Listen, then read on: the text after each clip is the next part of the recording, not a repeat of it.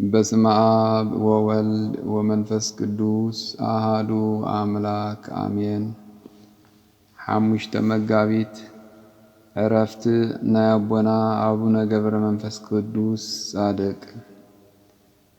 ናይ አቦና አቡነ ገብረ መንፈስ ቅዱስ ጻድቅ ጸሎት በረኸት ምስኩልና ህዝበ ክርስቲያን ይኹን። ሕጽር ዝበለ ገድሊ ናይ አቦና አቡነ ገብረ መንፈስ ቅዱስ ታሪኽ። ሐሙሽተ መጋቢት ዕረፍት ናይ አቦና አቡነ ገብረ መንፈስ ቅዱስ ጻድቅ። አቦና አቡነ ገብረ መንፈስ ቅዱስ ዓዶም ንሂሳ ሃገሮም ግብጽ እዩ። አቦኦም ስምዖን አዲኦም ድማ አቅለስያ ይበሃሉ። ውላድ ሲኢኖም ን30 ዓመታት የሐዝኑን ይትክዙን ነበሩ። ሓደ መዓልቲ አቅሌስያ ቤተ ክርስቲያን ብምእታው ኣብ ትሕቲ ስእሊ አጋዕዝተ ዓለም ሥላሴ ብምውዳቕ ክትልምንን ክትምሕፀንን ከላ ንስኢ ወልደ ዘይትሊኣል ቀርኑ እምናሃ ሰማይ ክብሩ ካብ ብራኸ ሰማይ ዝበልጽ ቈልዓ እንኪ ተቐበልኒ ዝብል ድምፂ ሰምዐት። በዚ መሰረት ድማ አቦና አቡነ ገብረ መንፈስ ቅዱስ ብዕለት 29 መጋቢት ተጠኒሶም ብዕለት 29 ታሕሳስ ድማ ተወልዱ።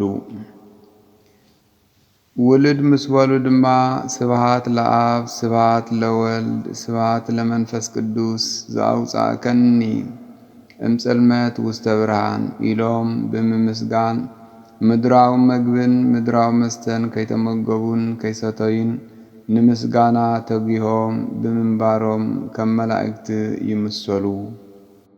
3 ዓመት ምስ ገበሩ ድማ ቅዱስ ገብርኤል በአዴና ቅድስት ድንግል ማርያምን በአብ ገነት ካብ ዘለዉ ቅዱሳን አባሪኹ ገዳማውያን ኣብ ዘለውሉ ኣብ አፍ ደገ አበምኔት አቐሚጥዎም ከደ።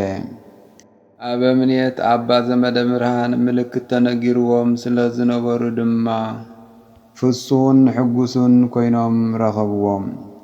ተኸናኺኖም ብምዕባይ ድማ ምሂሮም ንማዕረገ ምንኩስና አብጽሕዎም። ሃብተ ፈውሲ ድማ ተዋህቦም።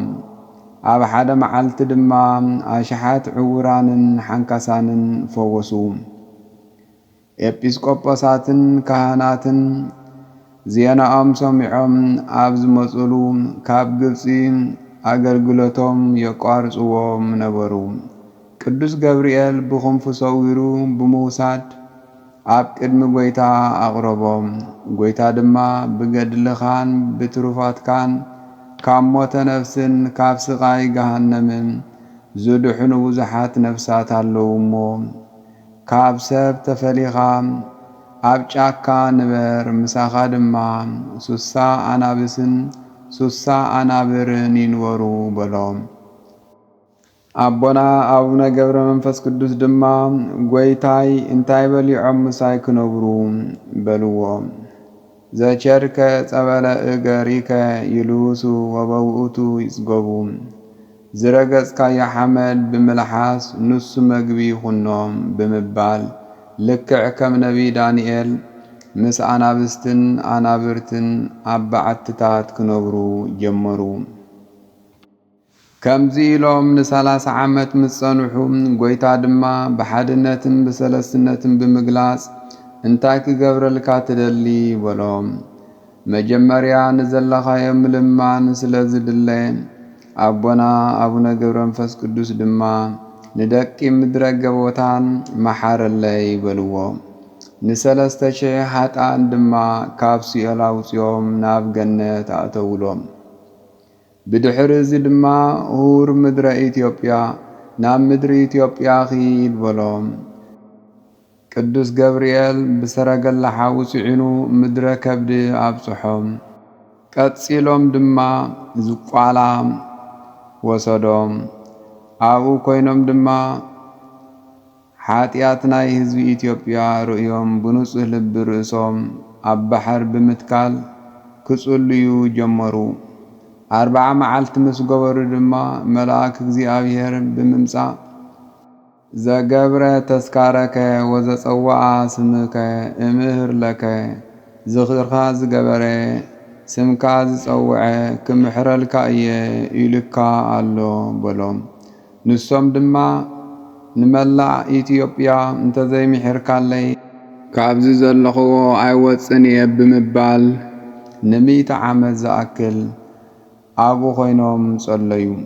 ድሕሪ 100 ዓመት ጐይታ ንኹሉ ኢትዮጵያ ምሕረልካ ኣለኹ ውፃእ በሎም እሞ ካብ ዝነበርዎ ባሕሪ ወፁ። ናብ ምድረ ከብዲ ብምውራድ ካብ መሬት ሓፊሎም ካብ ሰማይ ውርድ ኢሎም ን7 ዓመት ዝኣክል ከም ዝተተኽለ ዓንዲ ኮይኖም የዕንቶም ሰላም ከየበሉ ጸለዩ። እቲ ናይ ጥንቲ ጸላኢና ዝኾነ ሰይጣን ብሕማቕ ቅኒ ተላዒሉ ኳኽ መሲሉ ብምምጻእ ዓይኖም ኣዓወሮም። 2 ሱባኤ ምስ ፈጸሙ ቅዱሳን መላእክቲ ሚካኤልን ገብርኤልን ኡፍ ምስ በሉሎም ከኣ ደሓኑ። ናብ ዝቋላ ዝተባሃለ ቦታ እናኸዱ ከለዉ ኣጋዕዝተ ዓለም ሥላሴ ኣረጋውያን ሰባት መሲሎም ኣብ ትሕቲ ሓደ ጽላል ኮፍ ኢሎም ረኸብዎም። ብዙፋነ እግዚኣብሔር ተማሕጺንናካ ኣለና ሓዚልካ ናብቲ ስግር ኣብጽሓና በልዎም።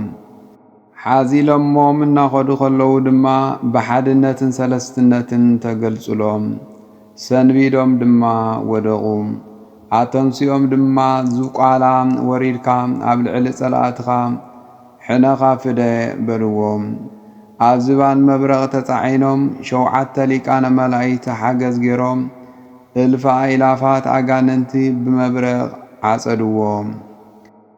ኣባ ሳሙኤል ዘዋልድባን ኣባ አንበስ ዘሃዘሎን ኣባ ብንያም ግብፃውን ክብሮም ሰሚዖም ኣናብስቶም ኣኸቲሎም ክበጽሕዎም መጹ።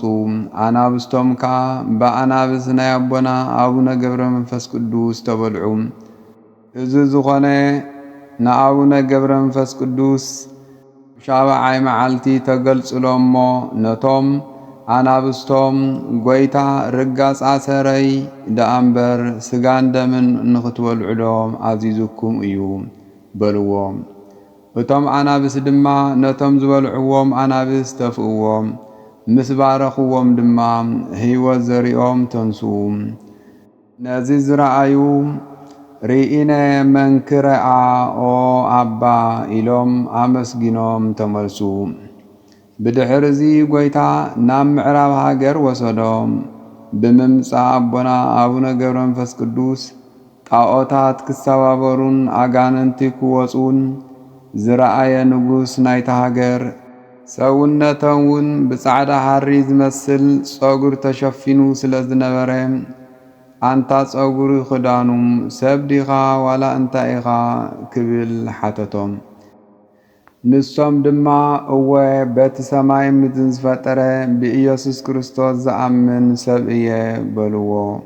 ንሱ ኸዓ በቲ ኣይሁድ ሰቒሎም ዝቐተልዎ ሰብ ብኡ ተኣምን በሎም።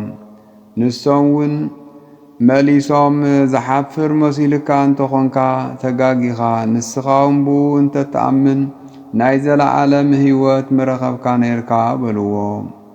እቲ ንጉስ ምሕደረ ኣጋንንቲ ስለ ዝነበረ ንወተሃደራቱም ሓዊ ኣጒድሎም ከንድድዎም ኣዘዘ። ንሳቶም ድማ ከምቲ ዝተኣዘዝዎ ገበሩ። እንተኾነ እቲ ሓዊ ንኣቡነ ገብረ መንፈስ ቅዱስ ገለ ኣይገበሮምን። ነዚ ዝተዓዘቡ ብዙሓት ካብ ሰራዊት እቲ ንጉስ ብኣምላኽ ኣቡነ ገብረ መንፈስ ቅዱስ ኢና ንኣምን ኢሎም ኣመኑ። ብድሕርዚ እቲ ጨካን ንጉስ ኣቡነ ገብረ መንፈስ ቅዱስ ብሰይፊ ንኽስየፉ ኣዘዘ። ንሱን ሰራዊቱን ንኣቦና ኣቡነ ገብረ መንፈስ ቅዱስ ክስይፍዎም እናተቓራረበ ከሎ መብረቕ ንዕኡን ንተኸተልቱን ንኹሎም ቀተሎም። ኣቡነ ገብረ መንፈስ ቅዱስ ነፍሲ እቶም ጸላእቶም ኣብ ኢድ መላእኽቲ ጽልመት ከኣትዉ ርእዮም እዚ ኹሉ በኣይ ምኽንያት እዩ ዝኾነ ብምባል እግሮም ገመድ ኣሲሮም ካብ ነዊሕ ገደል ቁልቁል ኣፎም ተደፊኦም ጠልጠል በሉ። ሰይጣን ክፉእ ግብሪ ካብ ምግባር ዓዲ ስለ ዘይውዕል ነቲ ገመድ ብምብታኽ ነፍሶም ክወስድ መጸ። እንተኾነ ሊቀ መላእክቲ ቅዱስ ሚካኤል ኣብ መሬት ከይወድቁ ተቐቢሉ ኣድሓኖም። ንሶም ከዓ ንቅዱስ ሚካኤል ብርእሰይ ክትከል ስለ ዝግብኣኒ ግደፈኒ ስለ ዝበልዎ ብርእሶም ተተኺሎም ኣብ ኣፎም እምኒ ብምእታው 30 ዓመት እናበኸዩ ነበሩ። ብድሕሪ እዚ እቲ በዓል ብዙሕ ምሕረት ዝኾነ ጎይታናን መድሓኒናን ኢየሱስ ክርስቶስ ነቶም መሓረለይ ዝበልካኒ ምሒረልካ ኣለኹ በሎም እሞ ነቲ እምኒ ካብ ኣፎም ኣውፅዎ። ነቲ እምኒ ካብ ኣፎም ምስ ኣውፅዎ 4 ኣስናኖም ኣብቲ እምኒ ተተኺሉ ተረፈ። ካልእ ግዜ ናብቲ ቦታ ምስ ተመልሱ ኣብቲ ኣስናኖም ዝተተኸለሉ እምኒ መኣዝኡ ደስ ዘብል ናይ ጨና ዕንጨይቲ በቂሉ ኣብቲ ደሞም ዝነጠወሉ ቦታ ድማ ወይኒ በቂልዎ ረኸብዎ። ንምስምዑ ኣዝዩ ብዘገርም እጹብ ብዝኾነ ግብሪ ኣብ ኢትዮጵያ 262 ዓመት ኣብ ትውልዲ ዓዶም ድማ 300 ብጥቕላላ 562 ዓመቶም ብተስፎኦም ዝኣመነ ብኪዳኖም ዝተማሕፀነ ጎይታ ካብ መከራ ስጋን መከራ ነፍስን ክምሕረሎም ቃል ብምእታው 5 መጋቢት ኣዕረፉ። ጸሎትን በረኸትን ረድኤትን ናይ ኣቦና ኣቡነ ገብረ መንፈስ ቅዱስ ምስ ኩልና ህዝበ ክርስቲያን ይኹን። አሜን።